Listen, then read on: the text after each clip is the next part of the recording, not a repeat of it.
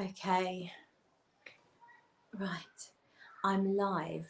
I don't know if anyone is here, if anyone has been waiting, because I'm a few minutes late, hopefully.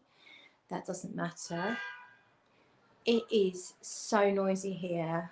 It's ridiculous. I say ridiculous. It's not that bad.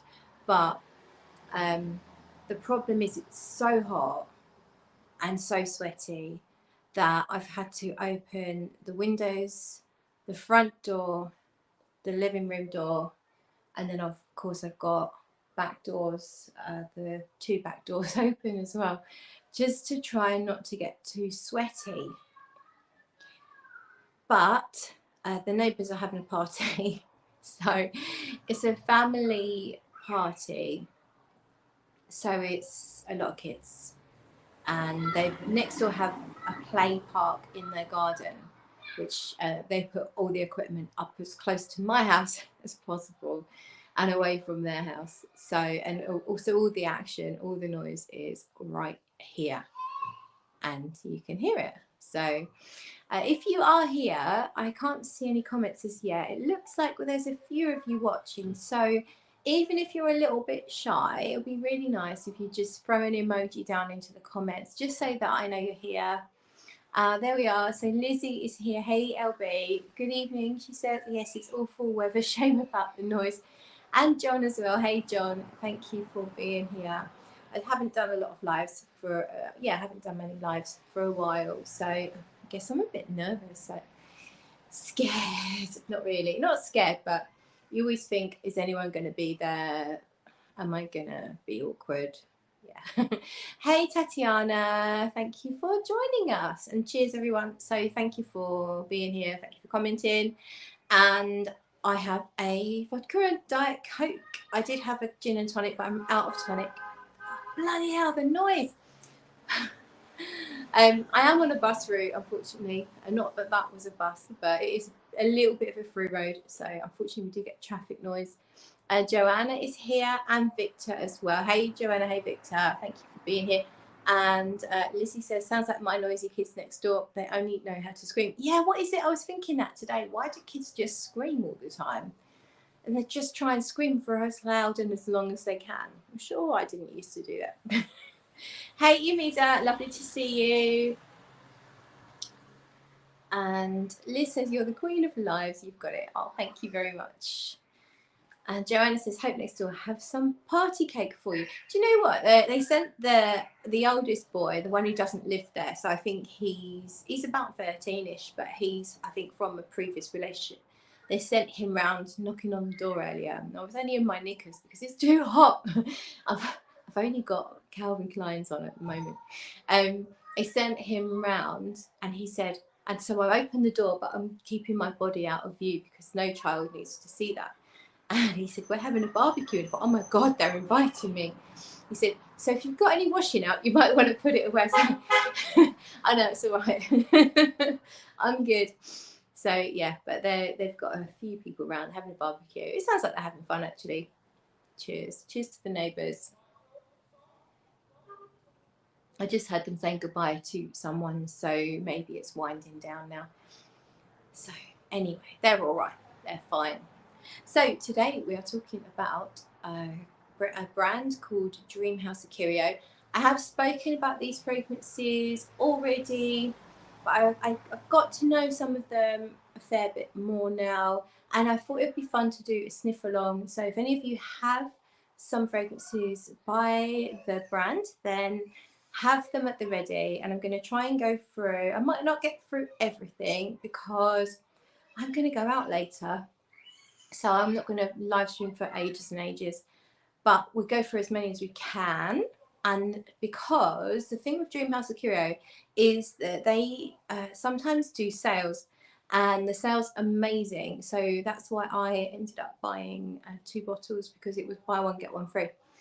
And I think they're going to have one in October. So if that's something you're interested in, then it's good to have as much information as possible.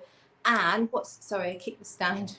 What's really good about doing a sniff along is that it's not just my opinion, because opinions are so subjective. so for example, where Lizzie and I smell lemons, John smells oranges. So opinions are so subjective, and the great thing about sniff-alongs is, of course, everyone who has experienced that fragrance can put their own opinions into the live chat, which is fun and helpful, basically. This top's strange, sorry. I'm just pulling it down because it's actually a bit cropped, and even though you can't see it, it's a thing. If you're not skinny, generally you pull tops down to cover stuff up. So I think we should just get started, and I've actually laid out all my samples in alphabetical order, which I think is really well prepared of me. So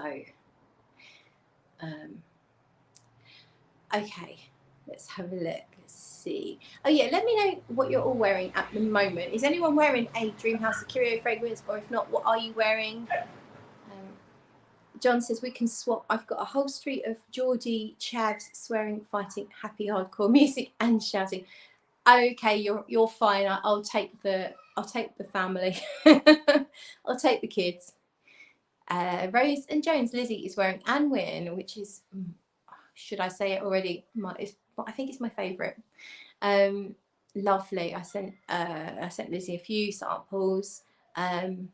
So Lizzie's got a head start. I have been wearing Anwin on repeat. John says southern noses are very different. JC Russell is in the house. Hey JC, good to see you. And Tatiana says Angel Glamorama. Is that an angel flanker, or is it something completely different, Tatiana? John says heaven can wait for me, it's okay. So I get the impression from your Instagram post today that heaven can wait is okay, but not blowing you away, John. Is that correct?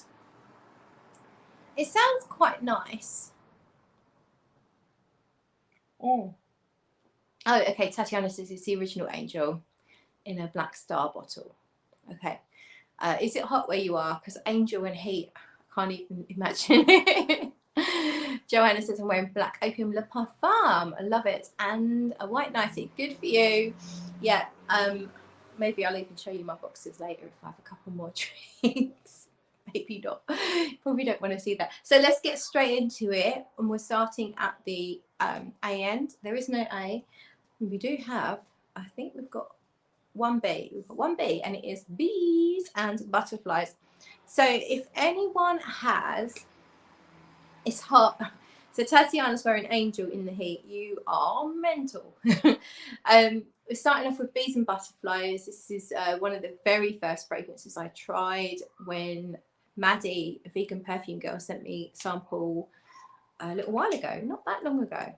And as soon as I sprayed it, I was like, oh, I love it. And one of the things I said about it was, this is the kind of fragrance that if I'm wearing this, I know people are going to fall in love with me. It's just that beautiful, but it's ethereal and light, and it's just super, super pretty. So from memory, this has honey and beeswax in it, and then it has some floral notes. I think it's honeysuckle, maybe. But to me, it's like almost like sugary flower, slightly sugary flowers. It's light, and I also feel like it's a bit buttery. Has anyone got this, tried it, has an opinion? Do share. I find it sweet, like fairly sweet, not too sweet. This is about the sweetest I personally want to go with a fragrance. And a little bit fruity. I think there's a fruity note in here as well. But it's sort of buttery, creamy. Is Maddie here? I don't think she's here at the moment. JC says it's great to see you. Also, thank you. Yeah, so bees and butterflies. Honestly, I really, really like this one. This would be one that I would quite like to buy at some point, I think. But I do already have one that is sort of similar. So I'm not in a rush. I don't need to have it immediately, but I've worn this a few times and really enjoyed it. And I remember there was one time I was wearing it and I'd forgotten what I'd sprayed, and I just thought, oh, I smell really pretty, and I couldn't rack my brains about what it was. It took me a while, and then I was like, oh yeah, I know. And it had quite good longevity. So yeah, I really like this one. Bees and Butterflies is right up there as one of my favourites. So nice. Lizzie says, unfortunately, Bees and Butterflies was my least favourite. It had a very unfortunate association for me, which I won't utter in case I get booted out of the chat, but we can't love them all. Okay, my imagination's running wild now, Lizzie. Maybe you can share it if you want to. Maybe you can share it with me privately. But for me, I absolutely love it. I think it's beautiful. Tatiana says, I own Bees and Butterflies. I like it a lot, but not as much as White Rabbit. John says it's a good sign people to dislike some. I think a whole collection of Met is way worse. Oh yes, for sure. Yeah, and I would say that with these, there's definitely a few that I don't enjoy, and then there's a few that I love, and then there's some of those that are just sort of like in between. So yeah, Bees and Butterflies for me, really, really enjoy that. I definitely feel like there's something fruity.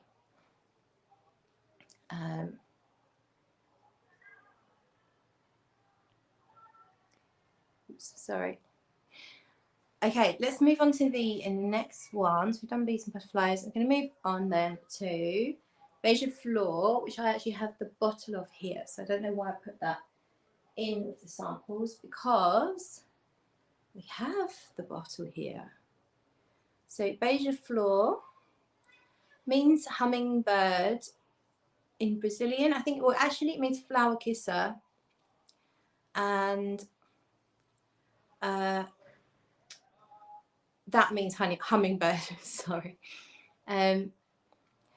Lizzie says, definitely, John, a good fragrance invokes a strong reaction one way or another. Exactly.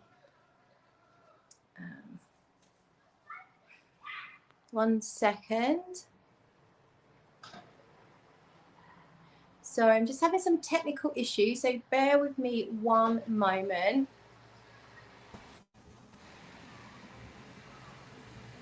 Oh, hello. Who has just invaded the screen? Who's hacking in here? Hello, Vincent. Hello. How are you? Okay, how are you doing? I'm all right, thank you. I wasn't sure if you was ready to enter the floor or not, but I saw a message from you, so I've popped you in. So yeah, so everyone, of course, if you don't already know, this is Vincent from Dreamhouse Ikiryo, and it looks like he's dropped in to share with us some of his knowledge and stuff about his fragrances. So thank you for joining us, Vincent. So we're just talking about Beige Floor. So maybe you could share with us some notes or anything, any history or anything about it that you'd like to. Well, Beige Floor is go back a little. So I'm working on a documentary, and I was filming my subject in her backyard, and and I even have it on camera, as I was filming her, a hummingbird flew up and flew like right about here, right behind her head. And it just hovered there for about half a second, then flew away. So I showed that video to some of the dancers at the ballet company I work with. And one of them, Joao, he's from Brazil. He looked at it and he goes, Beige Floor. And I said, what's Beige Floor? He goes, well, Beige Floor is, it means flower kisser. And it's how we refer to hummingbirds in Brazil. So, yeah, Beija Flor is actually Portuguese for flower kisser. Okay. And it's actually one of sorry to cut you off. there are a few fragrances I've made that I've referred to as my happy scents, Mm. because oftentimes, I'll just, you know, put them on my hand and just kind of walk around with them all day, or even put them on my hand before I go to sleep at night. Mm. And so Beija Flor was one of those fragrances. And had you already created it when the hummingbird incident happened? Yes. Yeah, it didn't have a name yet. Yeah. So that Um, was your inspiration for what to call it. yeah, and as a matter of fact, that very same day, because he loves my fragrances, so that very same day, I was letting him sample uh, um, this sample before it was called Beija Flor. And so after he told me that story, I said to him, Joel, I think you just named my fragrance for me. Oh, that's nice. Yeah. And it's such a perfect name for it because it has that delicacy of a hummingbird, but it also feels like it has the beautiful ingredients of the hummingbird's environment. If you sort of go into your head a little bit and imagine like the most amazing tropical island, um, with the flora and fauna and amazing birds and stuff. Oh, thank you for Yeah. that description. The funny thing is, too, is whenever I see hummingbirds now, I don't refer to them as hummingbirds. I just Beija Flor. Yeah. Yeah. Oh, yeah, I love that. So what are some of the notes? That is hummingbird. That is honeysuckle, Mm. jasmine, coconut, and milk. It's not coconut milk, it's coconut and milk. And milk. Yeah. I love the subtlety of the coconut because for me, sometimes coconut makes me think of cheap products that I used to use when I was younger. So Yeah. it puts me off when it's in a perfume. I think, oh, I don't, it will remind me of cheap things. And actually, the subtlety and the smoothness of it, it doesn't do that at all. It's everything's very gentle in here. Yeah, honestly, coconut is one of the notes I work the least with because of Mm, what you just said. mm, Coconut, lavender, same thing. It's mm, just lavender reminds me of products you find in hotels. mm. So um, a side story is the fragrance, drifting. I was telling Sarah that that was one of the fragrances that I really wanted to challenge myself with Mm. and create something with a note that I don't normally work with or don't like. Yeah. And so that's how drifting came about. Mm. Yeah. And it's turned out well with the coconut as well. So I think it's lovely. So I Thank think you. it's a fragrance that has coconut that people that generally don't like coconut quite possibly could love. And the same goes for drifting with the lavender because I don't really like lavender perfumes either. Yeah, But yeah, drifting, which we're going to get to, is for me it's probably one of my favourites of yours. Although it's difficult for me to say, but it's definitely my top three. I really love it. And yeah, I'm not a fan of lavender generally, so yeah. interesting. That one, I remember that one too. After I created it, it just came out of nowhere. The scent, because it wasn't what I expected. Mm, I mean, one of the lavender chemicals that I use is so strong and it's so overpowering, that it just really dominates everything. But I was able to use it in such a way where it wasn't so dominant, mm. and it let everything else in it, have its Yeah, say. yeah, because that fragrance got a lot of nuance. Even though it's only got a few notes that you list, you can Yeah, yeah. totally pick up lots of nuances, and it's lovely because nothing overshadows anything.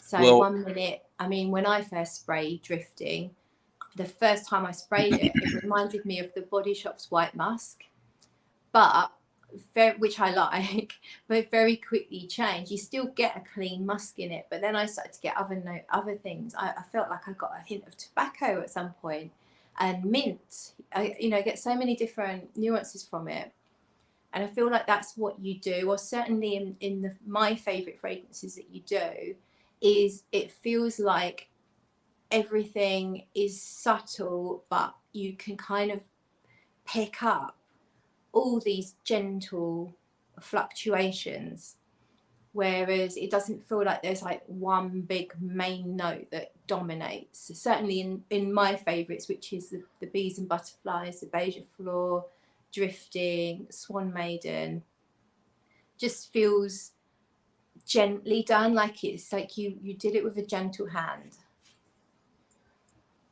Well, one thing that a lot of people have to realize, well, I shouldn't say have to realize, but should realize, is a lot of perfumers,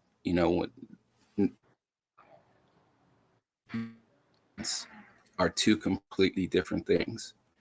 So the coconut note could be made up of 10 different ingredients. So that's why you may get a nuance of something that's not listed in the notes.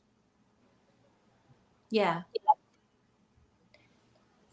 Okay, right, let's move on to the next one, which I've got here is Blush of Dawn. So that's, oh, I didn't pick up the bottle, but I've got the sample here. Blush of Dawn. Let's talk about that one for a moment. So this one has notes of rose and watermelon. That's the only listed notes, isn't it? Yeah. Yeah. So what's the sort of history or the inspiration behind this one? Rose, kind of like lavender, it's like you see it in everything, you know, and well, I shouldn't say that's too much of a generalization, but it's the most often used floral note in perfumery, between that and jasmine. But I wanted to do something different with rose, and in borrowing a page from fellow perfumer Bruno Fazzolari, who lives right here in San Francisco. He often creates by color, and in choosing a note to pair up with rose, that's how I decided on the watermelon. Okay. And that's just by color, by the color red. Yeah, and to me, it's so much more than just those two notes. I find it very salty and almost aquatic. To me, it makes me think of driftwood and the sea. I don't know if that's anything intentional or Yeah, no. no.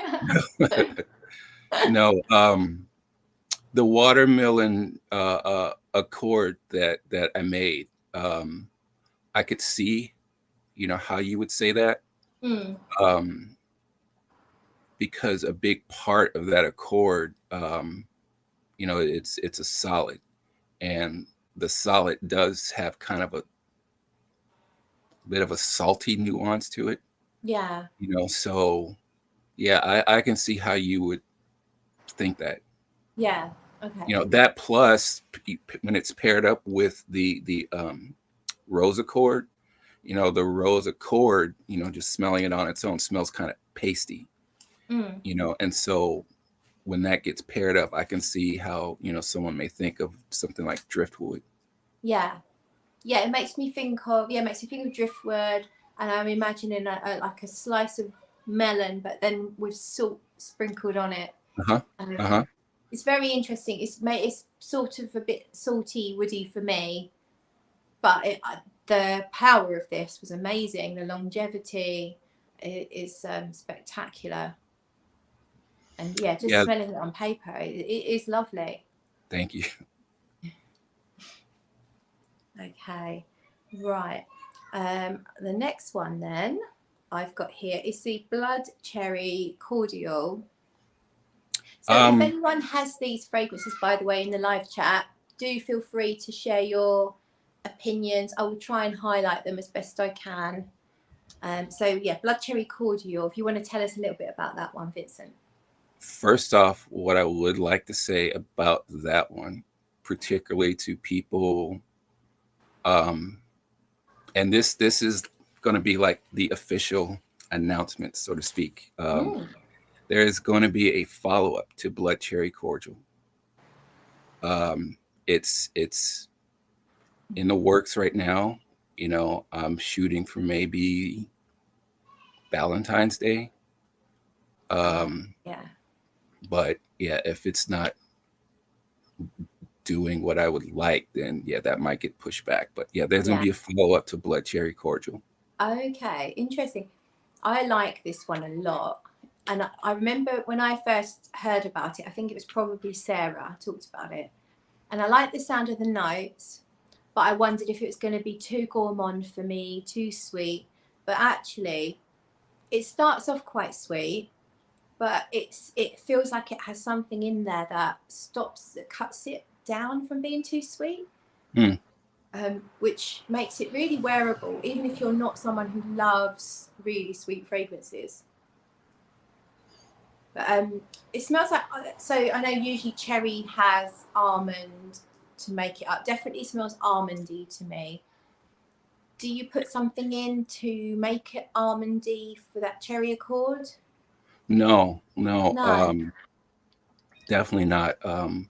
Almond, even though that's a note I really like, it's also another Mm. one I don't use very often. Mm. Um, just because it's difficult to use. Okay. You know, it's kind of like vetiver for me at least as a creator. Um, in that too much it becomes overpowering. Too little, you can't smell it.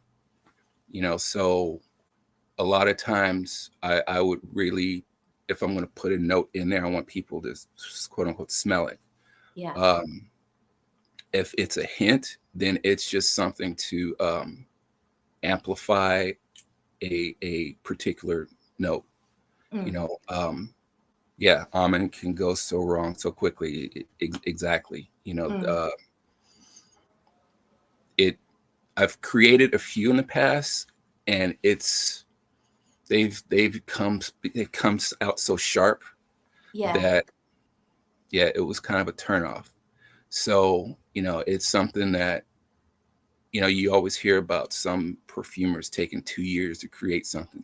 You know, for me to create the right almond fragrance, yeah, it's gonna take a while. Right. Okay.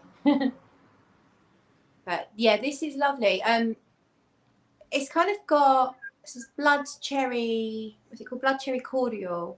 What's the blood? Is it? What is the meaning of that? Okay, that's just the description of the cherry. Right. Okay. Because the cherry accord that I made was really thick, really heavy, um, and for lack of a better term, is like plasma like. Right. So that's Yeah. that's where the term blood comes from. Okay, I get it. Yeah, because yeah, that cherry does feel thick and viscous and rounded. But yeah, as Rose and Jones Lizzie just says, always ends up smelling almondy on her. And yeah, to me, it's like you get that association of a cherry bakewell. I don't know if you know the cherry bakewell cake, which is it's got like a white icing on the top. It's a tart with a white icing and a red cherry in the middle. Huh. Yeah, I think I think it originated here in the UK. But yeah, it's gorgeous cherry almond sort of tart. It's lovely. Well, hopefully the next one won't remind you too much of almond, because it's gonna be, I don't want to say a little more on the sharp side, but Yeah. yeah, yeah. There I'm will be curious. something in it that's going to push away from the almond. Yeah. Okay. But to me, that I like that because I don't think it's overpowering. That almondy nuance, I find it quite delicious. Like a bit like a little bit of marzipan in there. Sometimes too, I wonder if that association is something that's in people's heads. You know, it's Mm. almost like Yeah, almond is one of the notes that gets paired with cherry so often. You yeah. know that it's almost like people just automatically expect to smell almond in a Mm. cherry scent. Um, Oud and Rose, you know, was a thing for the longest time. Mm. You know, and so when people would smell it, they're like, okay, another Oud Rose scent. You know, Yeah. so yeah, association. Now that's something that I also wonder too. Tar, you know, one of the very first fragrances I ever made, you know, when I first started perfumery, I said to myself, you know, I want to make a fragrance that smells just like a peach cobbler. Mm. And so what I did was, instead of, you know, just pulling, you know, chemicals, what I did was I actually looked up the recipe for peach cobbler. Mm. So peaches, obviously, vanilla, nutmeg, sugar. You know, I mean, these are things you find in perfumery, Mm. and so that helped me with laying out, you know, my chemical list. And I mean, I kid you not, 45 minutes later, I had a fragrance that smelled like peach cobbler. Wow. And so it's something I call it tarte aux pêches, which is French Mm. for peach cobbler. Yeah. So it's something I've had sitting for years and years and years. But yeah, I think I may I think you should. release that one sometime in the future. Yeah. I think the gourmand lovers they need it. They need the tart au pêche in their lives. I think. Funny thing is the lady who owned Tiger Lily Perfumery in San Francisco at the time. I took it to her and let her Mm. smell it. She put it on her arm, and 5 minutes later, she said to me, "Now I just want to eat my arm." You know, so as an upcoming perfumer, that's one of the most flattering things you could hear. Mm. Yeah. Yeah. It sounds like you need to do it. I think you need to do it. Right, let's smell something else. So the next one I've got here is Candyman. Uh-huh. So I know there's a story about this. If you want to go ahead and share it. So um again, you know, it's something I was testing um before it had a name. Um no, I take that back. I take it back. It did have a name. Mm. But it was something that I wasn't really sure of. So I'm wearing it. I go to a fabric store, and the ladies that work at this fabric store call me Candyman, because whenever I would walk into the store, I would always bring them bags of candy. And so I walk in the store and they call me that, and all of a sudden that name just hit. And so I'm smelling the scent on me, and I said, you know, I think that's what I'm going to call this fragrance. Mm. It was originally called Onicha, which is a ancient type of labdanum, Okay. um, which explains its dark color, Mm. the dark color of the fragrance, because the labdanum I use is literally like tar. You know, Mm. it's so dark and so thick. Yeah. Yeah, it's lovely. I mean, to me, it's fruity, it's sweet, but it's not too much sweet. Like when you hear the word Candyman, you think, oh, it's going to be sickly sweet. Yeah, yeah, yeah. But again, it feels like you've got some ingredients in there that just balance it, and it stops it go. It's not like everything's sweet. You've obviously got some things in there that stop it going too sweet. So, what, if you don't mind sharing, Hmm. what are sort of some of the notes and maybe some of the ingredients? Um, The notes. There's quince in there. There's nectar in there. There's a little oud in there. Oh, really? And the oud actually, what you just said, there's something in there that stops these fragrances from going so sweet. Oud is something that helps settle down, just calm down. Oud, vetiver has done that for me, so what else is in there? I don't have my note list here with me, but Candyman is probably has the most notes of any of the scents I've made. Yeah. Yeah. It's nice. It's like, yeah, to me, it's more fruity than it is sugary. So it's almost like more natural fruity and then a little bit sugary. But yeah, I think it's a fine balance, isn't it, of things not going too sweet. And I would never have guessed oud was in there. I mean, it's obviously doing the job. When I actually decided on the name, I did a little bit of reformulation of it. And the idea was all the fruits that were in there, I wanted to make them smell like they were candied fruits. Yeah. Yeah, it's lovely. It's very nice. So let's move on now to Crestfallen. So this one, for me, this is just massively spicy. Oh my God, yeah. So yeah, just I think you've got a lovely story on the website. If you want to give a little bit of background to this. So Crestfallen, even though the word is kind of sad connotation to it, there is a story behind it, and there's a story behind pretty much all of the titles of my fragrances. Even the fragrances themselves may have a story behind them. But Crestfallen, I actually wrote a script called Crestfallen, and there's a section in it where a man is suffering from depression. So he's sitting in a coffee shop, and he has a cup of chai, which in the time of the story is new to his region. So it's a unique drink at that time. So a gypsy like lady comes up to him, and says to him, try not to look so crestfallen. And she sets a bunch of flowers next to him, or next to his drink.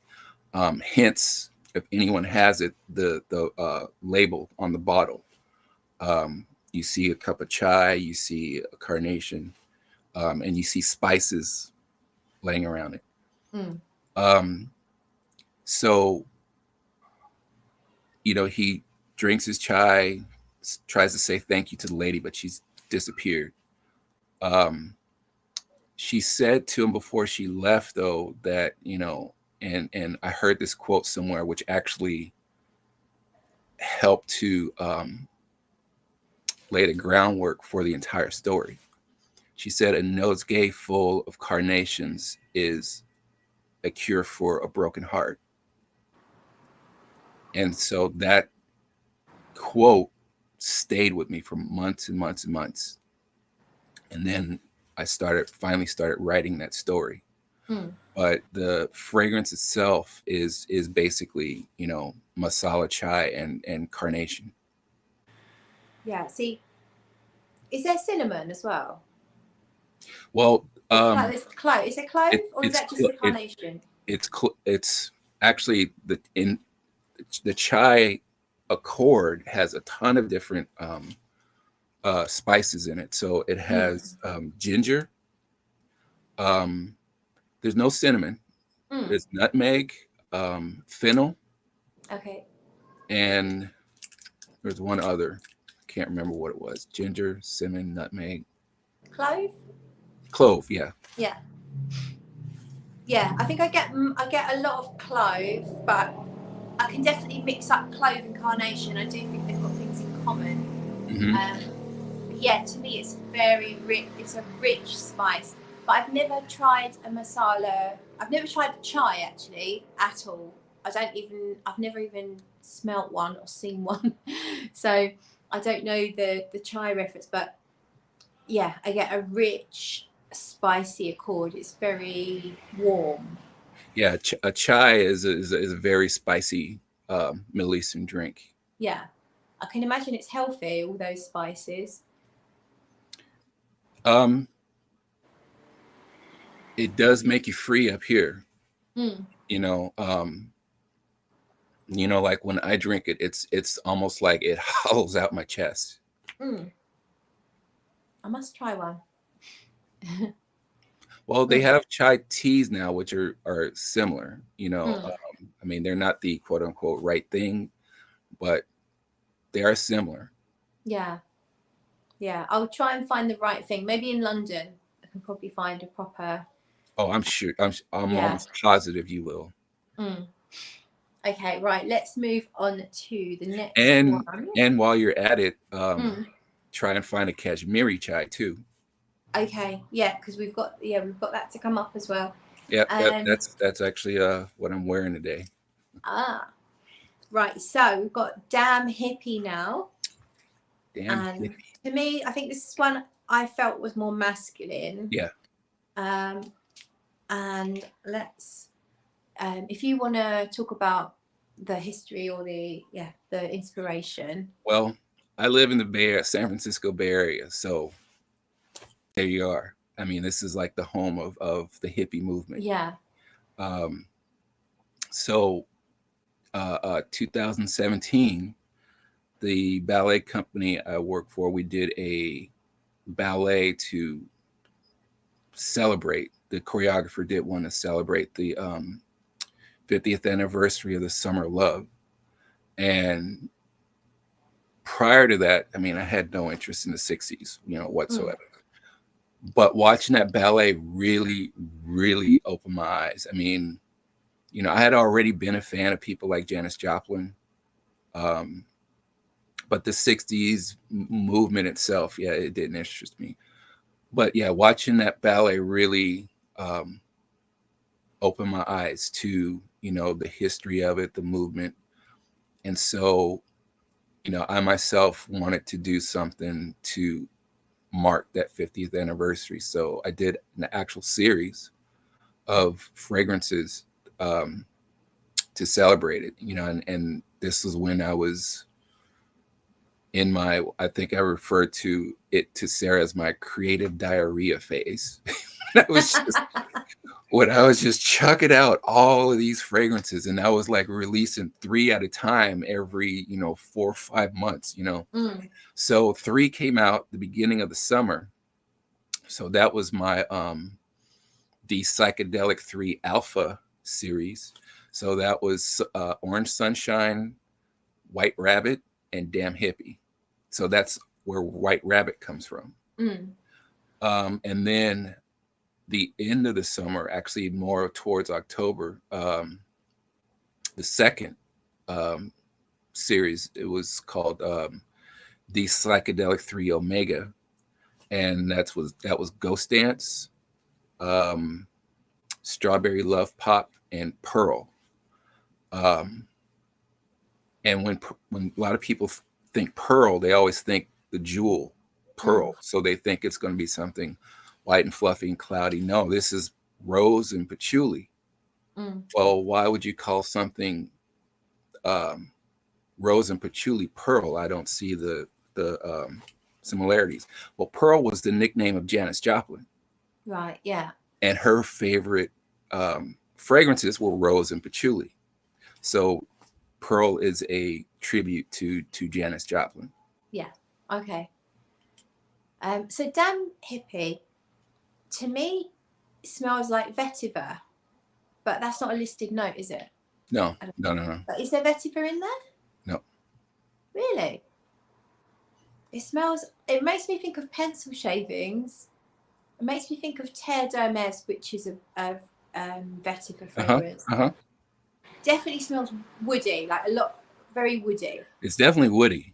Mm. No, yeah, it's a lot of woods in it.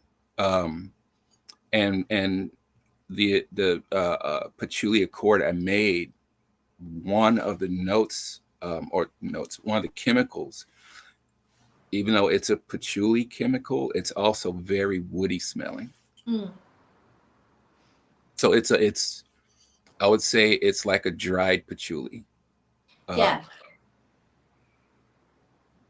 Yeah, definitely.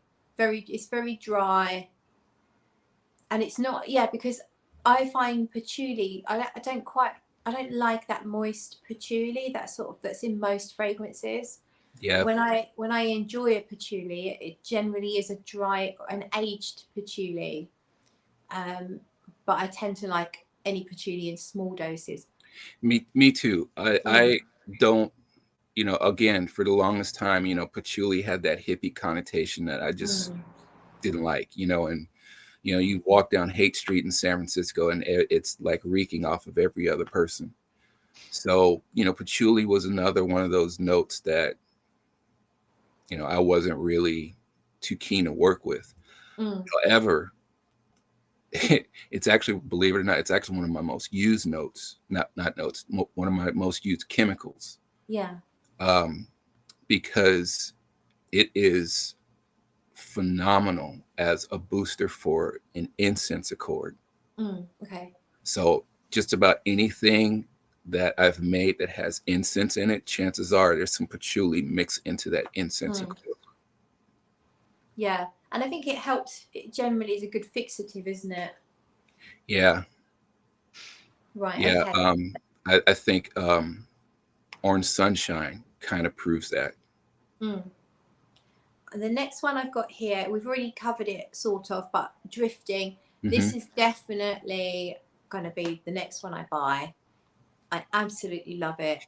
And I was so curious because I could tell from the way you wrote about it that you said, you didn't specifically say, I don't really like lavender, but you said you don't work with lavender. Right. And you wanted to sort of challenge yourself. So I thought, well, I don't mind lavender, but I don't particularly want it to dominate a fragrance. And so I was really curious. I had a feeling I was going to like it, but it was like, I don't know.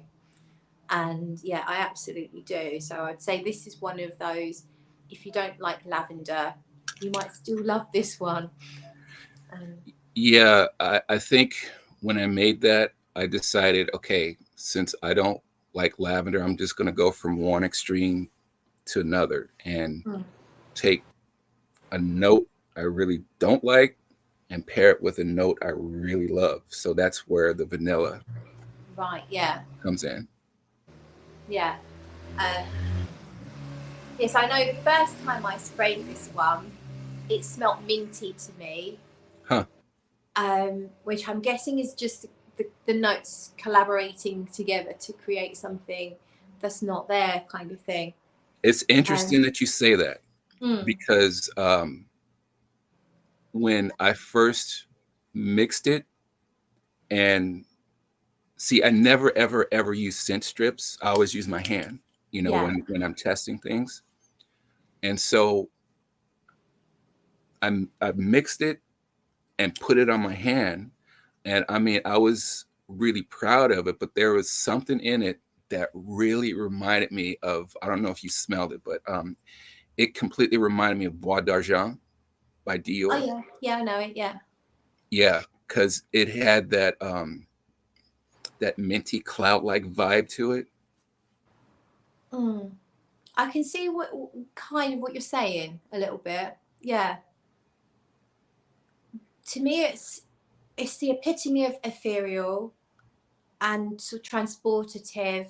You call it drifting. You could call it clouds.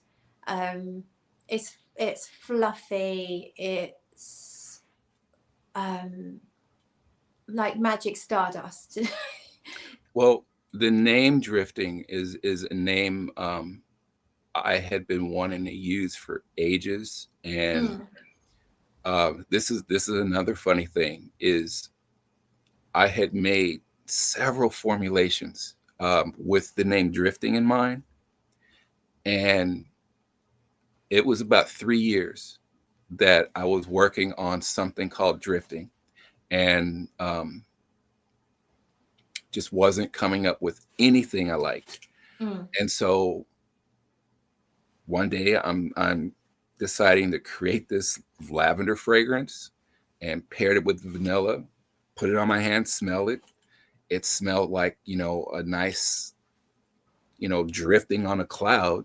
Yeah. And so that's how I came up with the name, Yeah. or that's how I came up with naming it. Mm. But the name Drifting is actually taken from one of my favorite songs called Drifting. Mm. And when I listen to that, I literally feel like I'm floating on a cloud because it has Yeah. that ethereal vibe to it. Who's that song by? It's by a band called Lycia, Lycia. Lycia, an old goth band.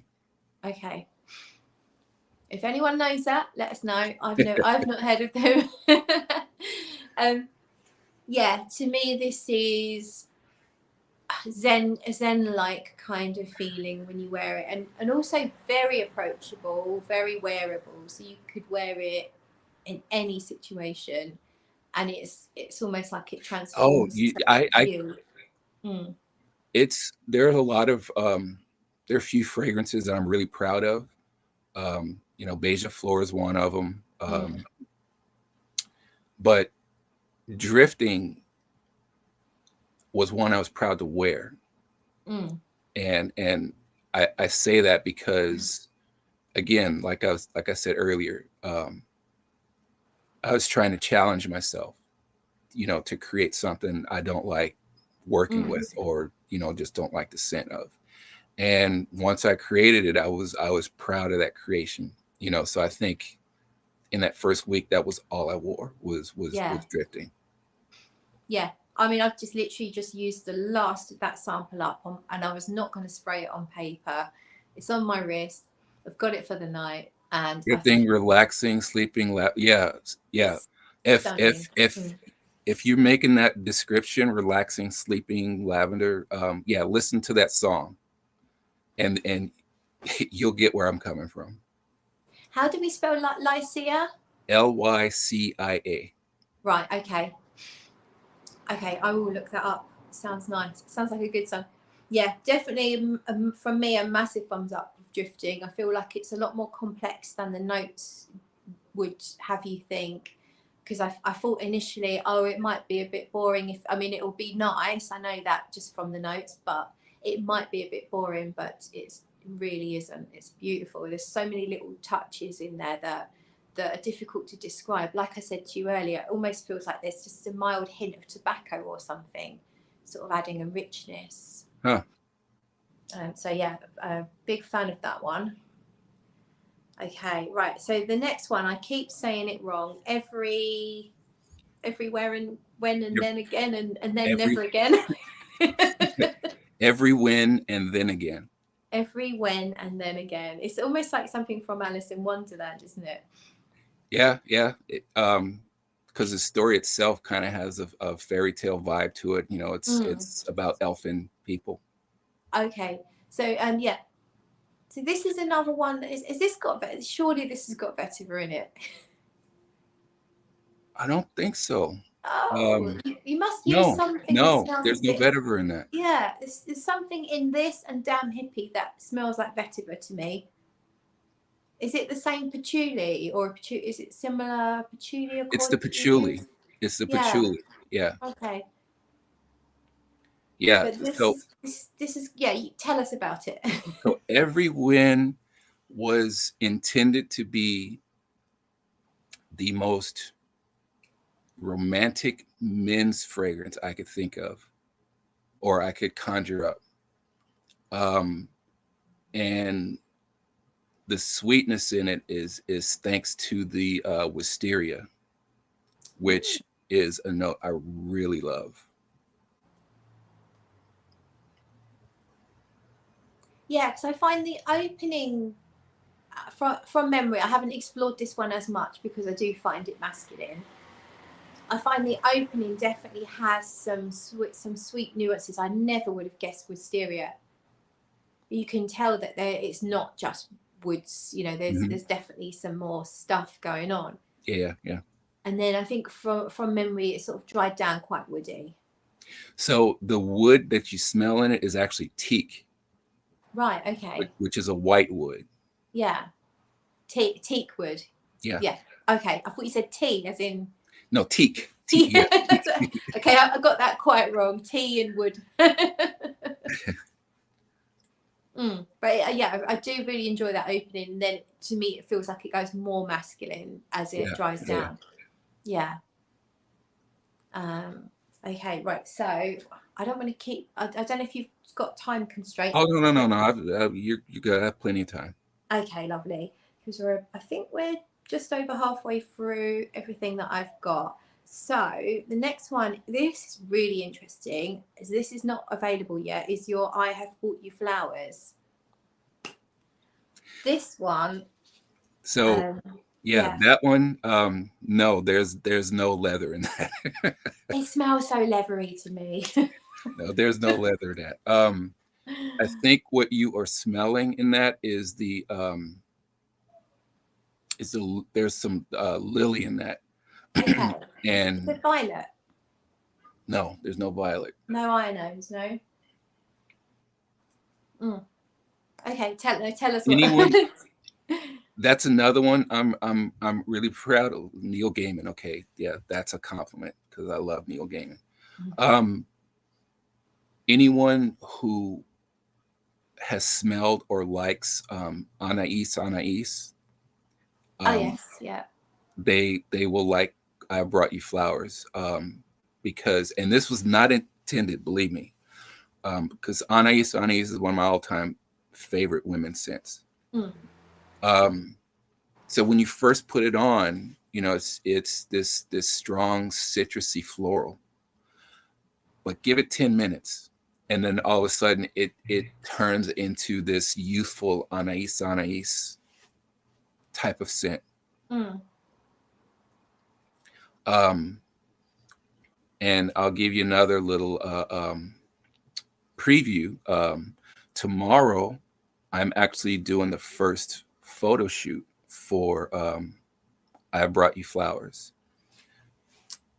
And despite the name, it's going to be a Halloween story.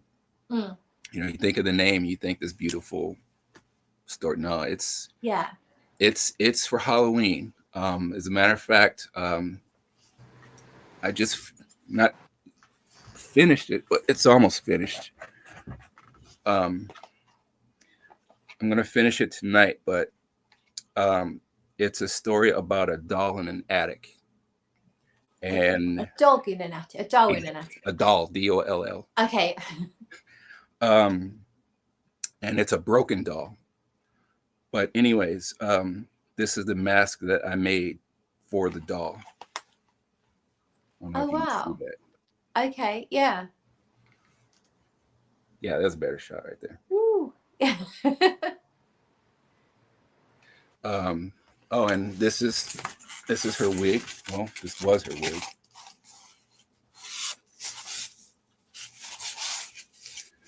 So this is her wig right here. Okay. Yeah, and so yeah, it's gonna be that there. Ooh. Yeah, it's a bit spooky. Yeah. But I do get a darkness from the fragrance. It's definitely not just flowers for sure. Well, you know, the description of it is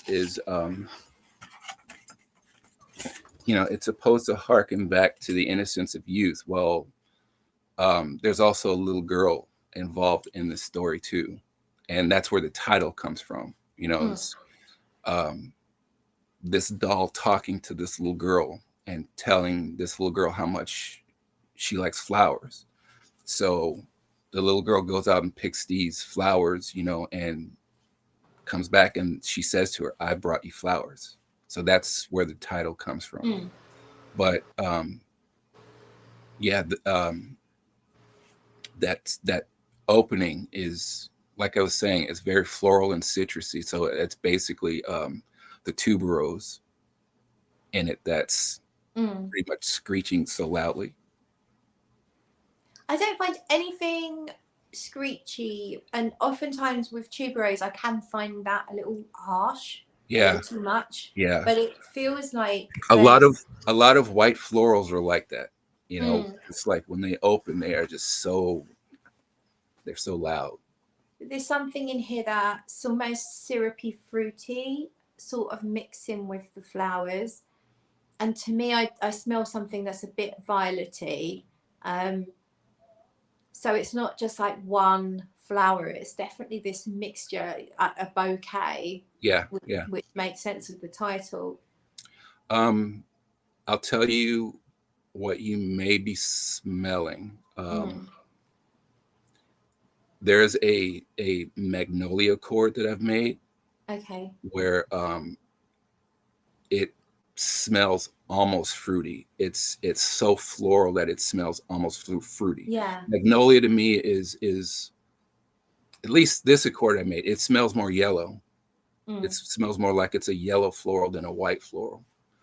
And um, once you start getting into colors with your florals, then all of a sudden you can find fruity nuances in them. mm, yeah. Yeah, Um, this there, definitely has fruity nuances to my nose. Yeah. yeah, there's. I was telling Sarah a couple months ago that I really want to explore various colors of floral categories. So your white florals, Mm, your yellow florals, your red florals. But I said at the time, I said to her, I just created something that I'm really proud of, and it's a purple floral. mm. And so that's going to be, your violet, your lilac. Ooh, nice. Um, Yeah, we're listening. I know Lizzie's listening. well, it's violet, lilac, plum, and coriander. Okay. And yeah, I wore it on my hand last night. I love that one so much. So is that finished now? Is that sort of ready Oh to yeah. go? When I don't Exciting. know, but it's Mm, definitely finished. yeah. Mm. Okay, right. So I have bought you flowers. I think that's beautiful. On my skin, it definitely smelt leathery. On the paper today, I'm not feeling. I'm not feeling like it's leathery. So who Uh-huh. knows? But there's definitely something a little, something dark in there, which brings it into that Halloween theme. Well, speaking of Halloween, the dolls and coffins behind me, those are dolls I collect. Here in the States, there's a popular line called Living Dead dolls. Mm. And yeah, yeah, they're a lot of fun to collect. So that's what those are. Okay, because you're quite small. I've just got my phone, and Oh, then I've got the comments over there. So you're very small to my eyes, but I will watch it later and zoom in. So the next one I've got is In the Mood, yep, which is another one that you're releasing at Halloween. Is that correct, or yep, in October? yep. And this, so obviously it has oud in it because it's spelled M-OUD. I wanted to ask, are you using a natural oud? Because it doesn't smell too. Sometimes oud can smell a bit like walking through the country when they're muck spreading, and it definitely doesn't do Very, that. yeah, very rarely I'll use a natural oud. Mm, All of my, well, I should say, I mean, I have about 12 different ouds, and I would say 10 of them are all synthetic. mm. So this is because I'm always afraid of ouds because I always Yeah, there's some aroma chemical ouds that I really dislike that a lot of the um, some of the clone brands will use, and some of the niche brands will also use if they're mass producing it. And I tend not to like that. Not that it smells animalic. There's something about it I really don't like. But yeah, this doesn't I have can't stand that. clone brands. Mm. This doesn't have that. Yeah, as I say, it doesn't smell like barnyards, but which would be more of a natural oud. But it also doesn't have that aroma chemical smell of some of the more overused ouds. Yeah, there are a couple that I have that I don't use because of Mm. that particular reason. Yeah. One is called, actually, it's called black agar, Right. and yeah, it smells so plastic, Mm. that I can't stand it, and it's almost like I don't even know why I have this. Yeah. But oud to me is like oud is like to me is like vetiver on steroids, because it's so thick and heavy and Mm. yeah, it's it's pretty one person said that almond can go wrong so fast. Oud, Mm. same thing. Yeah. Yeah. Definitely. So this smells actually quite sweet and very approachable to the point that could almost lean feminine, but somewhere in between, really. So what are these sort of sweet, and is there some florals in here? Trying to remember what is in that. Let me see. I got my list up here somewhere. I could probably tell you in a second. Um,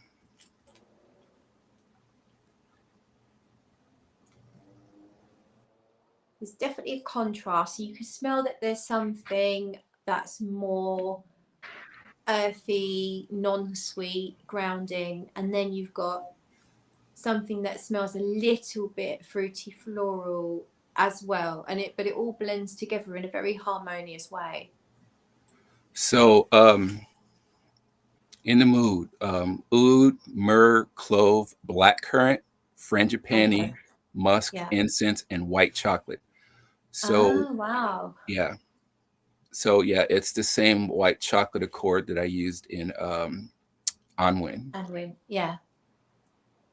Yeah, it's actually really nice. You can definitely get that fruitiness from the blackcurrant. Um, yeah, I think that's a really approachable for the name, and for people that might be scared of oud. I would say if you hate oud, don't worry about it. It grounds it. Definitely stops it being too sweet. Yeah, I'm doing an oud series, Mm. and with you know, they all have kitschy names like in the mood, Mm. Yeah. um, and none of them, if like you say, if you are afraid of oud, none of them are gonna make you even more afraid of oud. No. Yeah. Right. Okay. What's next? Let's do the Kashmiri. So this is another spicy one. So Kashmiri, when I first saw a picture of it, like you say with chai, I had at the Mm. time I had never tried a Kashmiri chai, but Yeah. I was just really fascinated by the picture I saw, and it was this pink frothy drink, Mm. and again, like I did with the peach cobbler, I looked up the ingredients on, how do you make this Kashmiri chai or what's in it, and I love cats, by the way. I'm a cat person, so She's come to say hi. Hello, well, if darling. if I was there, chances are she would have hair all over my suit because I would Yes, be, yeah. absolutely. Um, so um, just seeing this picture made me, really want to explore the notes and what's in it, and so I decided to create something based on the note profile of this drink. Again, mind you, I had never tried one. Mm. So I created something, and it's basically, you know, pretty much what you're smelling. Um, Next day, I'm out walking around and I pass by a coffee shop. And coffee shops I never go in because I don't drink coffee. Mm. Um, but I happened to notice on their sandwich board they had a Kashmiri chai there. Mm. So obviously, I want to go in and try one. And the taste of it reminded me almost exactly of the scent I created. That's amazing. So I Mm. just immediately went home and started to fine tune it. Mm. So this one also has minty nuances to me. I think cardamom does that, doesn't it? Yeah, cardamom is kind of in the same category as clove. Mm. Um, However, like you say, I would say if you added clove, if you add a little mint to clove, you basically get something like cardamom. Mm. Yeah, it's spicy, but it's not like thick, warm, spicy like the crestfallen. This is more airy and lighter, and definitely a cardamom. But to me, yeah, it You reminds think me of so? yeah, it is cardamom, isn't it? Yeah, yeah. Yeah, yeah, But no, I mean, as far as it being airy. yeah. I think I was on the strip. Yeah, I feel like there's more space to breathe with it, if that makes sense. Like Huh. it's not thick and dense. See, that's something I was really, really concerned about, Mm. and so that's refreshing to hear somebody say Okay, good. because I mean, I'm wearing it right now, Mm. and I could see how people may feel suffocated because it's such a really heavy, scent. And it's like if you put it on and you take a step, you might walk into a wall. I mean, that's how thick it Yeah, feels around me. yeah. I mean, I think it's. I'm sure it's strong, but it's just that it's to me the way that I perceive it. It is definitely airy. Okay. So it's evasive, not evasive, effusive. Is that the right word? So yeah, you'll get a big cloud and you'll smell it, but it's not densely packed together. Uh-huh. So you can smell the air and you can smell the fragrance together, Hmm. which gives it this yeah, this for me what I like in fragrance is a bit of airiness generally, and I think if anyone that likes cardamom should definitely check this one out because it is a really beautiful Thank uh, you. cardamom fragrance. It's really nice. I know there'll be a lot of people that will really love that if they love cardamom. Well, cardamom is to me is that one spice that often gets overlooked, Mm. in favor of your cinnamons and your nutmegs. Um, so yeah, the Kashmiri and the crestfallen, were more or less like my odes to cardamom. Yeah. Right. Let's move on. So the next one then, orange moonshine. Hmm. I have to be honest, this is my least favorite, and it's only because there's something in here that sort of aggravates me, and I think have you got some sort of amber woody molecule that's quite strong? Yeah, there definitely is some amber in that. Uh, Mm. Let me see. I can tell you Oh, exactly. and it's definitely boozy. It's so boozy. Yeah. Woo. So that is candied orange slices, mandarin orange, benzoin, cognac, nutmeg, allspice, cinnamon, oud, and moonshine whiskey. Wow. Yeah, I think it's the whiskey that I'm really getting right now. But there's a lot more to it. Definitely spicy, boozy, but that I can start to pick up it's just something that's personal to me is I can start to pick up a sort of dry, woody aroma chemical that I'm just not a fan of. Uh-huh. Uh-huh. But I can see how this feels like it's going to be sort of beast mode. I have a feeling. Well, it was definitely made to be a follow-up to Orange Sunshine. Yeah. Um, and it was also, and this might explain too why, you're not a big fan of it, but it was also supposed to be masculine scent. Okay. Yeah. I Um, can see that. Yeah. yeah. Although I can see anyone wearing it because it does have that oranginess, and a lot of women quite like boozy fragrances. Yeah. I Yeah. know Yeah. Sarah loves her boozy fragrances. Um, so it's just I think for me because there's this one thing, and when when you smell something in something and you can't get even though there's loads of other great things in there, you can't get past it. Yeah. Yeah. That's what it is for me. But I can tell that'll be quite quite a strong, long-lasting fragrance. And the booze lovers would definitely enjoy I don't that. know. I don't know if you know this, and this is another funny little anecdote about myself. I like to tell people, Mm. but I love making things with boozy notes in it.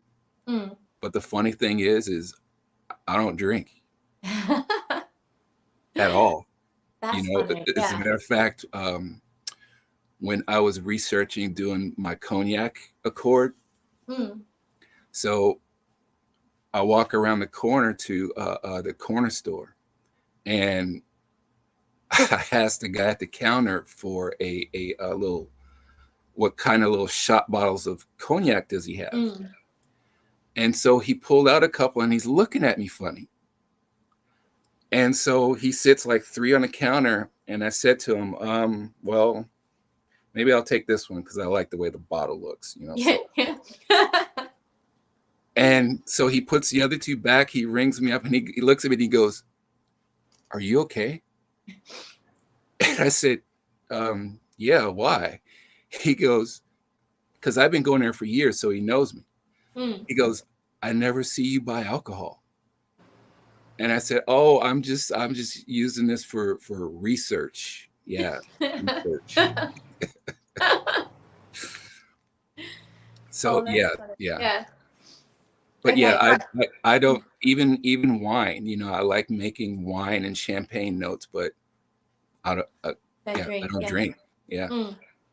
Yeah, that is funny. Mind you, Peter, I don't know if you know Peter, he's got a YouTube channel called Fragrance View, and he started making perfumes a few years ago for his brand called Centauri.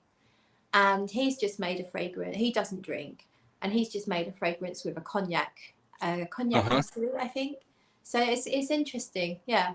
Well, you know, you, you don't have to drink to appreciate the scent of something. Yeah, You know, exactly. and alcohol fragrances, you know, oftentimes, you know, they do reek.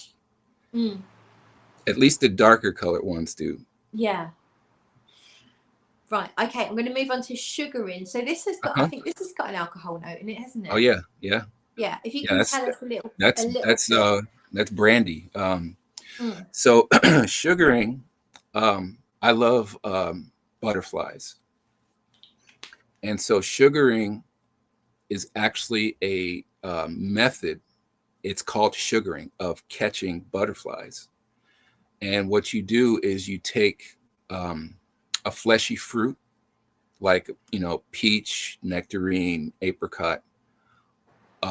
You soak it in an alcoholic beverage, you know, like brandy or cognac or something like that, Mm. and sprinkle it with sugar and just set it out. And butterflies gravitate towards that.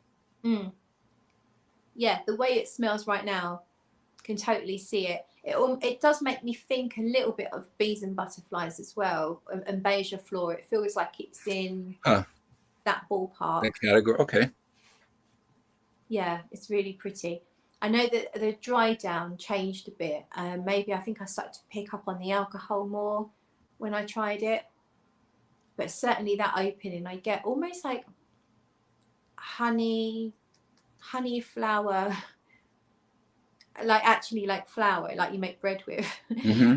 Oh, honey flavour. flower. Okay. Yeah, I know it's a bit weird, but something it's making me think of the consistency of flour, like the powderiness of flour, even though it's not mega powdery. No, yeah, definitely isn't powdery. Mm. So that's peach, and I said this when Sarah was interviewing me. You know, I don't like this term or description, but Oriental notes, Yeah. um, immortelle, costus, Oh, geranium, amberwood, cashmerean, olibanum, um, a accord I call frankenmyrrh. It's basically frankincense and myrrh. okay. Yeah, that's good. Um, nutmeg, blonde tobacco, heliotrope, Oh, stargazer, vanilla, and brandy. So that one, yeah, that one's loaded with notes. yes. It's really interesting. I think that the opening is so pretty, and then I just remember it sort of it really morphs, and becomes maybe a little more on the boozy side. I can't really remember now, but yeah, it's very, very pretty. Yeah, the original idea was, to do it like a boozy peach scent. Yeah, yeah. It's definitely got that sort of fruity but lovely, lovely sweetness to it. Like another one that's definitely got delicacy. It feels like it's been crafted with delicate hands to me. Well, I do have soft hands, so To get a regular manicure, Vincent. Okay, so the last sample is White Rabbit. And is this your bestseller? no. No. Okay, what is your bestseller, by the way?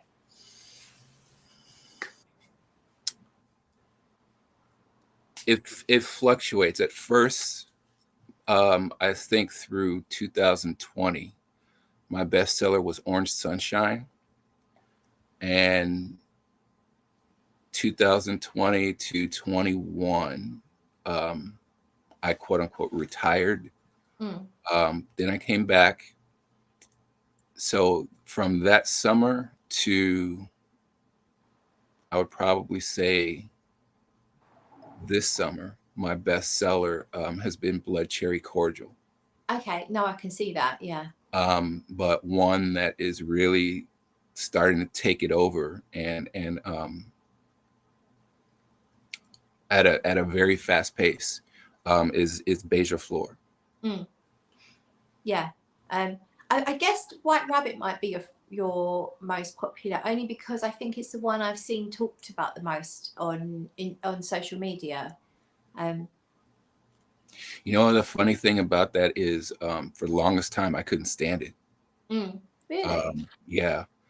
Originally, White Rabbit was supposed to be a gardenia scent for men, Okay. because gardenia is my favorite flower, and there are no gardenia scents. Well, there's maybe one, but there aren't very many gardenia scents for men out there, because it's such a feminine Yeah. note. And so it originally started as, me wanting to make a gardenia scent for men, but it slowly evolved into something else. As you say, it went down that rabbit hole. Yeah. And just evolved and became something completely different. Mm. And even when I released it, I was really unsure about it. Wasn't all that too keen on the scent. It wasn't really selling that well at the time. Then I retired. I came back. One person purchased it, and then I can't remember who that was. Yeah. Then they started talking about it. And so I said to myself, you know what, maybe I want to see if I can revisit this. Well, I did a quick reformulation on it, and one note I took out and completely changed the game of that fragrance. And so all of a sudden, now the fragrance has become something I really like. And going back to being proud of something I'm really proud of, because I was able to pinpoint something in the scent that made me uncomfortable. As you say, there's that one note in there that makes you just, yeah, I don't know. Well, I found out what that one note was and what it was doing to the fragrance, took it out, and yeah, now White Rabbit has become one of my favorite scents too. Yeah. I think out of everything, to me, White Rabbit is the most on point with the name, the story. It really does take you down a rabbit hole. There's so many things that I pick out that probably aren't even there, but I get the white glove. I get a little bit of soil in the dry down, just a hint. What is the sort of tart fruity note, which to me is sort of like a rhubarb grapefruit? That is, it smells, the accord I made, it smells like not a ripe, but like a week from being ripe, like a underripe pear. Okay, yeah. So that's basically the sharpness that you're smelling in there, the sharp Mm. fruity note that you're smelling. Yeah. It's like, yeah, it's not necessarily sharp to me, but it's a tart, you know, like rhubarb can be. If you were to take a pear that's a week short of being ripe Yeah. and candy it, that was the idea I was Right. going with Okay. that. Yeah.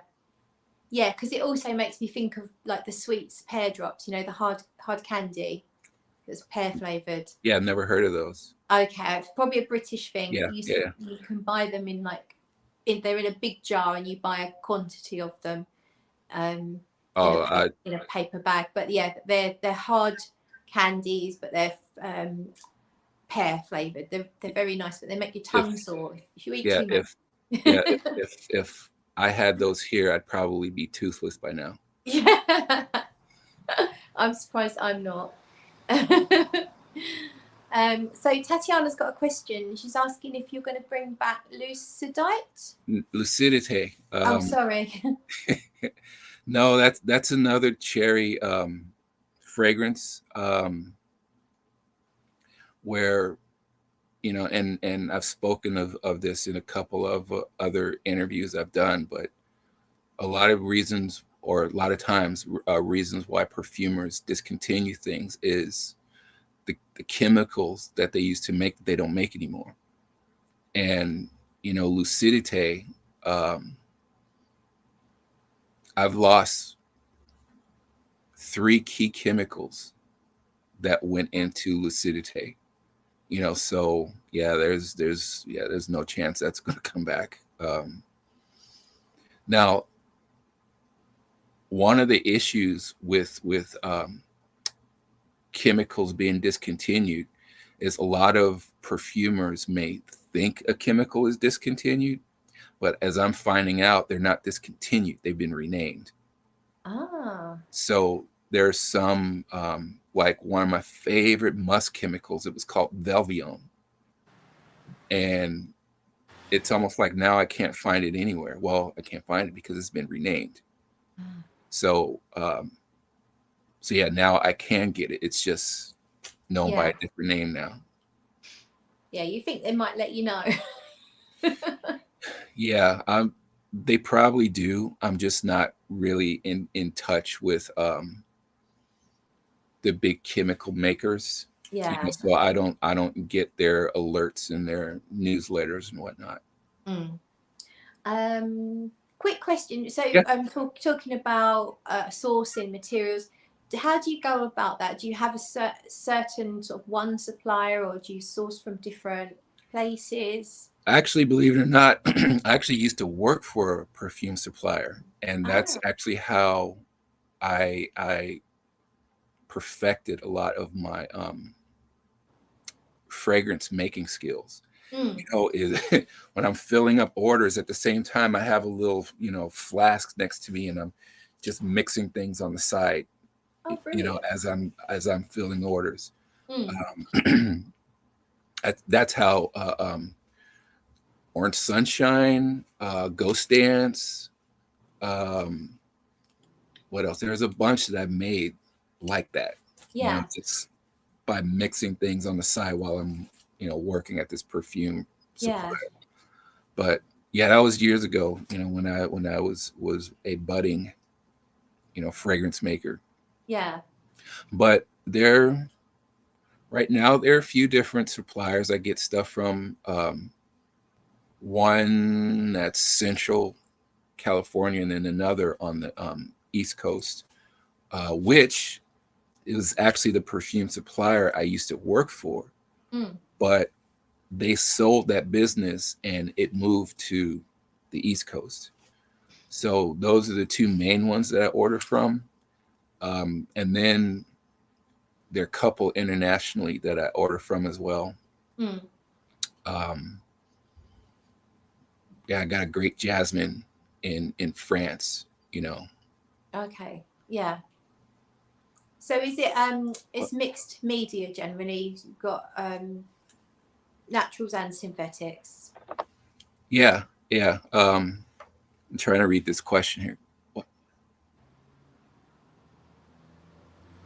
Um, so I would say 9 times out of 10, all of those images are conceptualized for, the fragrance. There are a couple that um, I was too lazy and, and didn't want to, create a specific label for something like Je te veux was one of them. Um, this one coming up in the mood, that's kind of another one. It's an old photograph I have of a model I photographed in. When did I photograph Sienna? This was like in 2019. So yeah, the picture's like 4 years old. But as I mentioned a little earlier, I brought you flowers. I'm going to be starting on that one tomorrow. And that one, and you probably don't know this, but I'll make this announcement too here first. You've heard it first here. So when I first started, a lot of the, well, not a lot, but all of the scents that I made actually had graphic novels attached to them. So actually, I can show you.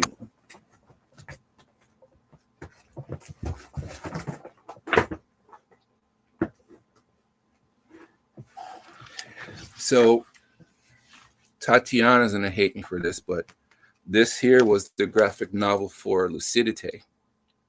And so, this graphic novel would come with the fragrance. Oh wow. And so, yeah, it's an entire story that, I write, I photograph, I make a book out of it. And I have brought you flowers. It's been 6 years since I did one of those, but the first 25 of I Have Brought You Flowers are going to have a graphic novel. Oh, nice. So that's what the photo shoot tomorrow is going to be for. The graphic novel and for the label. But oftentimes, it, the labels or the packaging is inspired by the story that I'm telling, with the scent. Yes, I still make Anne Boleyn, and yes, that is still available. Anne Boleyn was part of another series I used to do called Profiles, and that was basically inspired by historical figures and some of their doing research, just finding out what some of their favorite scents were. And Anne Boleyn liked a really dark rose, so that's what the scent Anne Boleyn is heavy on, is this dark rose. Yeah. I was going to ask you with that because whether you're IFRA compliant, because obviously rose is one of the really restricted materials, and whether that's something that you do or if you're not too worried. Well, I'm not too worried because most of the roses that I use they're synthetic. The only one that I have that is a natural, I have a Moroccan rose, which I rarely use because it's so expensive. Yeah. But that one is in Evelyn Cecile. Okay. Yeah, not tried that one. Let's just quickly look through these. Okay. I think I've done all the samples. So now let's move on to Swan Maiden. Which I have my bottle here. I'm loving this. I love, again, it's about the balance. I think I love the balance between the sweetness, the florals, and then that sort of animalic side. So Swan Maiden, and I'm surprised you haven't asked me this, because a lot of the other ones you've asked me, is there vetiver in this? Well, there's vetiver in this one. So funny. But Swan Maiden, I originally conceived to be the perfect bridal scent. Mm. So that's why it smells kind of quote unquote blue and aquatic. And it's also, a an actual story. Um, and so that's where the imagery on that bottle comes from. Mm. That model is her name is Anush. She's from New Zealand. She has the cutest voice in the world. Um, and of course, she's not. That's not a. Well, it's an actual swan, but they're not together. I mean, Yeah. that's a composite. Mm. Um, a lot of pictures I do are actually composites of a bunch of pictures that I take or create on the computer. Mm. But that one was one of the few photo shoots I've actually done outdoors. Normally, I do them in my little studio against a green screen, Yeah. and that one we went to the beach and did a big photo shoot. As a matter of fact, if um, you go to my YouTube page, there's an actual clip from that photo shoot Okay. in there. Yeah. Oh, I have to check that out. Mm. Yeah, it's beautiful imagery, and for me, it's not. It's definitely not purely innocent. It's like it's a combination of innocence and the opposite of innocence. I would I would say, well, being that you mentioned that, I would say innocence and maturity. Mm. Okay. Yeah. Um, yeah, I definitely wouldn't say devious or No. evil or No. anything like that. Yeah. Yeah. I love that. So this is the one that has Stefan. What's it called? Stephanotis. Yeah. Stephanotis is a type of jasmine flower Mm. that is found a lot in bridal bouquets. Okay. Yeah. So that makes sense. But again, it's got that ethereal nature that I find in bees and butterflies, beija flor, um, that lightness. Like it's not. I'm not saying it's weak, but it's got that lightness about it. Yeah, yeah. And yeah, I love that. So I've been wearing this one quite a lot. Yeah, I love that contrast of sort of there's a cleanliness in there, which I think is probably coming from the flowers. Yeah, absolutely. But That and yeah, the ambroxan. That's okay. yeah. Yeah, so and I sometimes I'm a bit funny with ambroxan as well, but I don't really find it. It's probably bringing a little bit of like a salty woodiness or something. Hmm. But yeah, it's not overdone, so it's not. It's definitely nothing I've picked up on. I know you list it as a note. Um, yeah, I really like that contrast of clean, not so clean. You've got castoreum in there, haven't you? You know what the funny thing Mm. is too is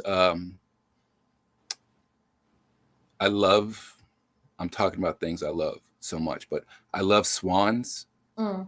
and I've been around swans. I've been near their nests, and they don't smell too pleasant. No. So um, that's where the castoreum and the vetiver come in. Okay, Is yeah, just being a hint of a reminder of the scent I would get, but being around swans. yeah, yeah. I no, I love that. I love that combination of sweet and floral, but then that little bit of Animalic. dirty. Yeah, Yeah. yeah. It's really good. I think that one would be really really popular with people if they try it. So we didn't do beige floor, did we yet? So I think we've touched on it, but let's give it a. Um, Did we? you did it, but we didn't do it. I, Oh, I, that's I think I right. came Yes, on, yeah, while you yes. were yeah.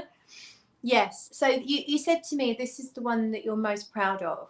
Is Yeah. that right? Yeah. It's So it's definitely one tell of us, them. Yeah. yeah, tell us a little bit more about apart from you've told us the story, Yeah.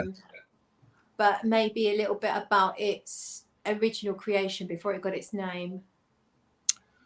Well, it was supposed to actually be a follow-up to Bees and Butterflies, Mm. and it was actually going to be called Bees and Flowers.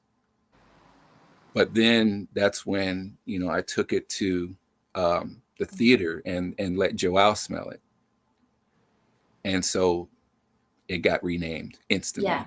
Mm. Yeah.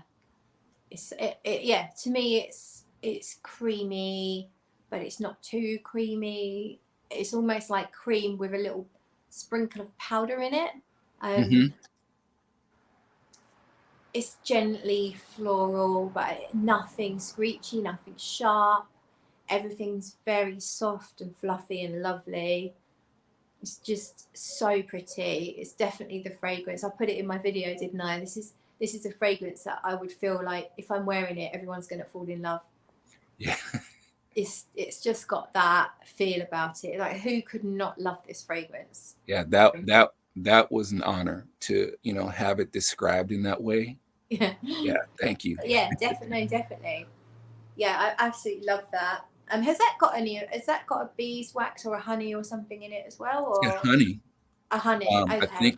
think the accord I made for honeysuckle, Mm. I incorporated a little honey into it. Yeah, you can pick it up, but yeah, just sort of lightly. Makes you think of petals dripping in honey. It's lovely. Oh, she's talking about Swan Maiden. Think so, yeah. Mother of Pearl. Yes, yeah. Yeah, Lizzie I can wore see that that. Yeah, today. yeah. Lizzie messaged me today and said she wore that and she got a compliment. So Okay. let's have a look. And Maddie, vegan perfume girl, she says she's in love with Beija Maiden Flor. Flora. Uh-huh. It's beautiful. And then Yeah. I'm gonna finish up on you call it Unwen. Anwen. Yeah. Unwen, because I'm calling it Anwin. What's the origin of the name to start with? Anwen is another name for paradise. Okay. And so that said, now you can kind of get it pretty much, you know, the passion flower, the passion fruit, you know, it's like, you know, put two and two together. Yeah. Yeah, this is my favorite, even though it's nothing like I normally would choose to wear, because I don't think I really have many fruity fragrances at all. If Uh-huh. anything, that I have citrusy fruity things, but I don't really have anything fruity.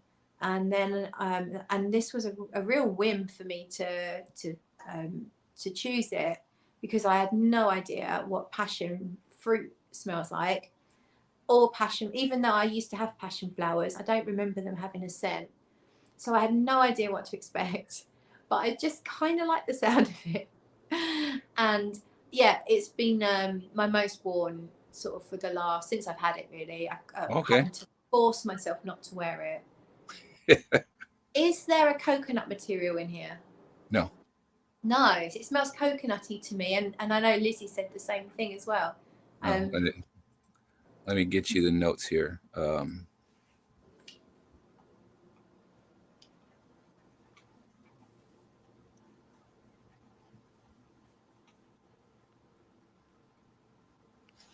Passion fruit, passion flower, white chocolate is probably where you get in the coconut. Mm, I take that back. Uh, you're probably smelling the white chocolate mixed with the ambergris. okay. So, and then musk. Mm, So yeah, those five notes. yeah. And you've not put, because to me it smells coconutty. You've not put anything in there that's coconutty. Nope. Hmm. And then the passion fruit accord, is that a mixture of different? Because it to me, I sometimes I feel like I pick up pineapples. Sometimes I think I'm picking up other Yeah, tropical fruits. it's very borderlining citrus. You Okay. know, so one could definitely understand why someone would think pineapple. Mm. Yeah, I mean, it's not like an immediate thing. It's like you're smelling it and you're trying to, as we do, us fragrance lovers, we're trying to analyze everything, Yeah, pick it apart. yeah, yeah. And to me, it felt like a bunch of different exotic fruits. And at one point, I was thinking, oh, I think I get a bit of pineapple in here. Yeah, no, only one exotic fruit and one exotic flower. Yeah. Mm. The passion flower actually smells a lot like. Tell you what, if you were to mix wisteria and frangipani, you would get passion flower. Okay. Mm. Yeah. Definitely. Well, that sounds good. Yeah, it definitely does have that paradise vibe. Now, I what find what are snowballs? That's something else I don't know. right. So snowballs are it's a really soft, fluffy sort of marshmallow that's coated in a light chocolate with desiccated coconut on the top. Oh, okay, I do know what those are. Okay, Yeah, because we yeah, have them here, and mm, they're also called snowballs here. I thought okay, maybe they're called something yeah, what she was describing was something different, but mm, no, I do know what those are. Okay. yeah. I love them. I love snowballs. Um, yeah, I do get that. I find the chocolate to me the chocolate's very subtle. And I know Mhm. Lizzie, when she described it, what she got, I think she got a lot more of the chocolate. So, That's believe it or not, that's actually why I created my white chocolate accord, mm, because it's not as strong as a regular chocolate or a dark chocolate. mm. You know, I should also send you a sample of ruby. I, Yeah, what's if, that? ruby. Oh, is that chocolate and rose?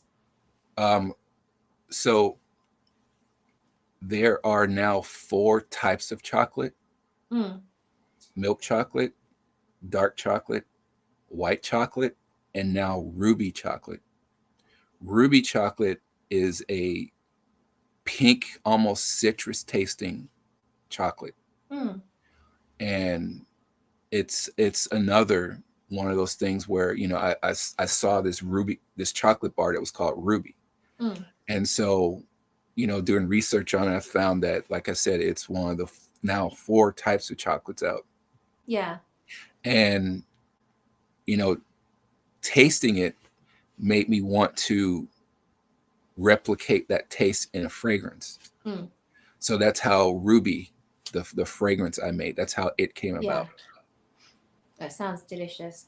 Who is hungry here? Who wants a snack now? Who wants chocolate? I've only had soup for my dinner, so I'm starting to feel a bit hungry now. Yeah, for me, Anwin was a, such a surprise because it was such a risk. Hmm. Because, as I say, it's just not my normal thing to go for a fruity anything fruity. Um, and I've absolutely been loving it. And I think it's great even in the hot weather. It's quite sweet, but it's not too sweet for the hot weather. But it's lovely because it's been really hot today. But it's such a nice wear it in the evening on a hot day when it's just cooled off a little bit, and it's perfect. It's very holiday feeling. Yeah, I Mm. see. Now that you mentioning that, I'd really be interested to smell that on someone in a Mm. really hot day. I Yeah. mean, it's warm here right now, but it's not hot. Mm. Yeah. Yeah, and I'm looking forward to testing it in all weathers, all Uh-huh. seasons. Because I think for me, that's the sort of thing I would probably reach for as well in the deepest, darkest winter, to make me have a moment of thinking that and reminding me that summer does exist. It will be coming again. It's just that lovely, that it's that holiday feel that you get from it, I think. Hmm. Hmm. But it's different to typical holiday type fragrances, which are generally white flowers, vanilla, maybe suntan lotion type accords, where it doesn't go in that sort of beachy direction. Yeah, have always been one to, even though I would want to create something, inspired by summertime or inspired by, beautiful autumn leaves. I wouldn't go the norm. I Yeah. definitely want to create something different, but something you can still associate with Yes. a particular thing. Mm. Yeah. Because it can be a bit of a cliche, can't it, Yeah, sometimes? yeah. And that's a word I really try and steer clear from is cliche. Yeah. Yeah, it's not got nice connotations, is it? Right, I think I have covered all the fragrances that I've got. So if anyone wants to ask Vincent any questions, I'm then here. do so Yeah. now. And if Vincent, if you wanted to say anything, or one question I've got for you is, I know Okay. Yeah. you're planning on another sale in October. Is that right? Yeah. Okay, and do we know roughly when that's going to be so we can all plan? It will be towards the end of October, to Okay, coincide with Halloween. right. Okay, Yeah. that's good. So Um, yeah. and then I will say this, funds from that sale are going to go towards the Valentine's Day releases. Okay. One, I'll tell you what both of them are. Mm, Um, One is a follow up, and I don't know if you've smelled this one yet, but it's a follow up to Rose of Venus. that's one I'm really curious about. I love Um, the sound of that. so this one is called the Venusian. So where Rose of Venus was a rose-based incense, the Hmm. Venusian is more of an orchid incense.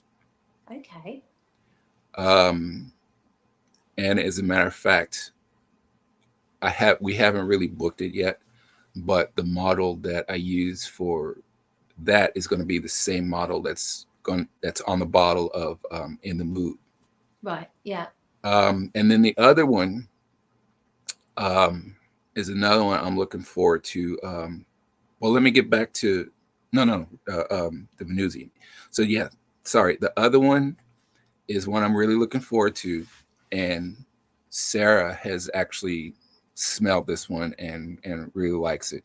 Mm, It's called Venetian Doll, okay.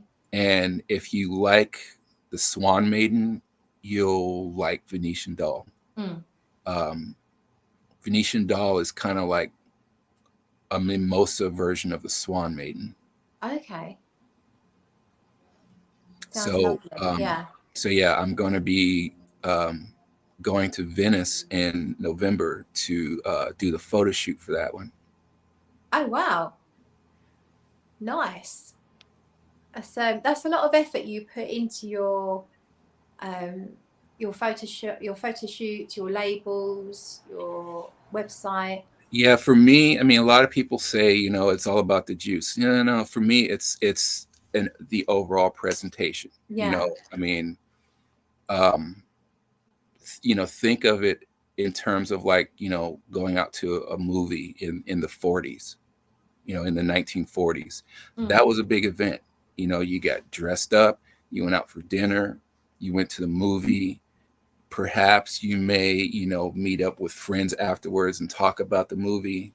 mm, And that's the type of vibe that I really try to bring to my releases. yeah. You know, it's like I want to give people a show. Yeah. It's not just about the juice. It's not just about the scent. It's the overall presentation. That's why a lot of them have stories behind them. Mm, You yeah. know, it's why some of the names are so involved and odd and intricate. Yeah. Evocative, I would Yeah. say. Yeah. Right. Let's just have a look through, see what Our we have. U.S. viewers, there's a heat wave in the UK. Fan going full bore. In various parts of the U.S., yeah, it's been pretty. From what I hear, Los Angeles is scorching hot right now. Mm, I'm in the San Francisco Bay Area, so it fluctuates here. I think this weekend is supposed to be pretty warm. Yeah. Orchid and incense sounds awesome. Joanna, North Carolina. You see. Yeah, that does sound lovely. So with orchid, because I always get confused because sometimes people say orchid doesn't have a scent. Then I've heard that all different orchids have all different scents, and some of them smell like vomit and rotting corpses. Well, yeah. So Orchid what do really you is. go for?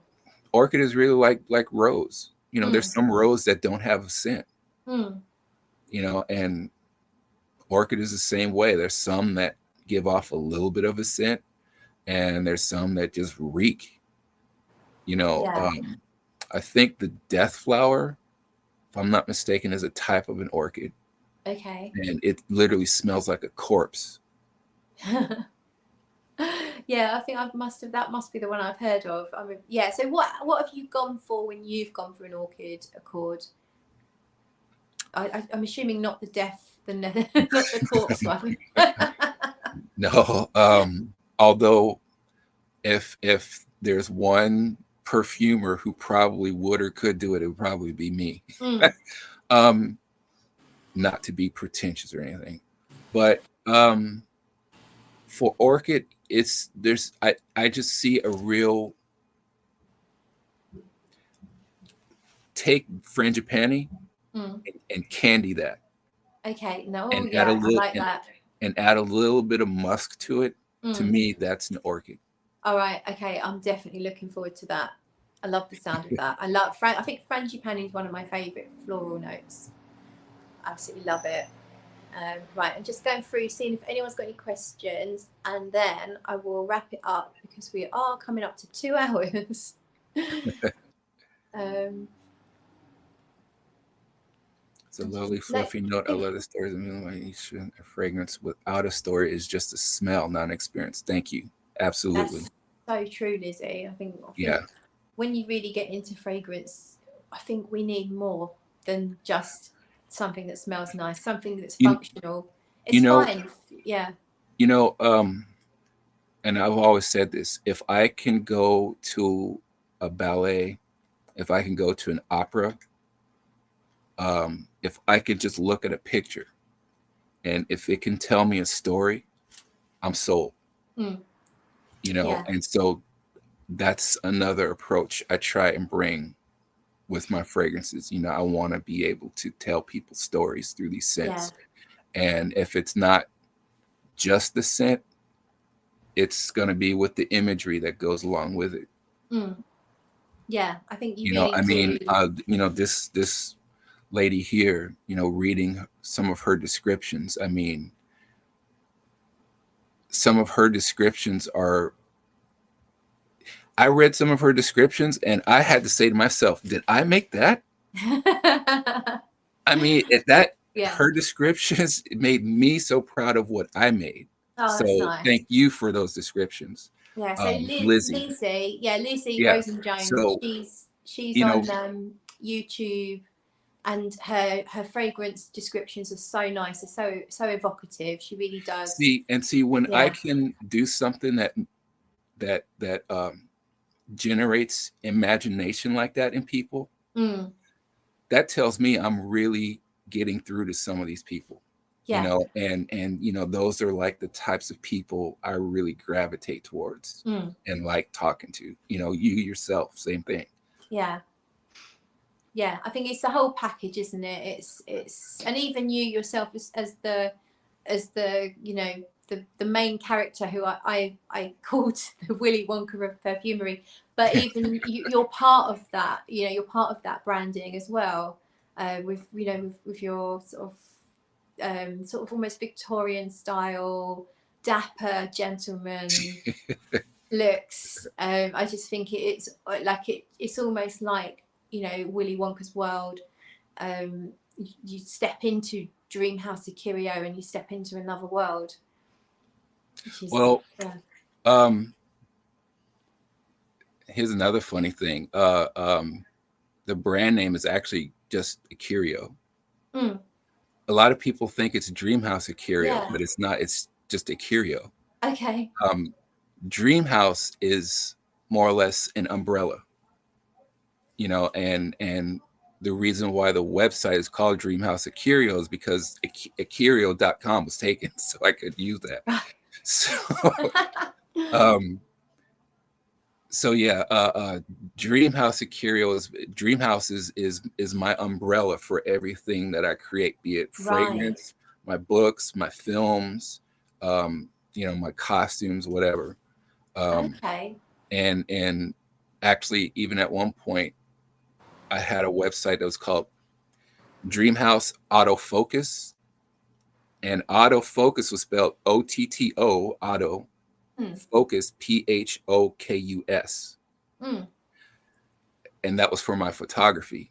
Yeah, you know, I autofocus. yeah. You know, so yeah,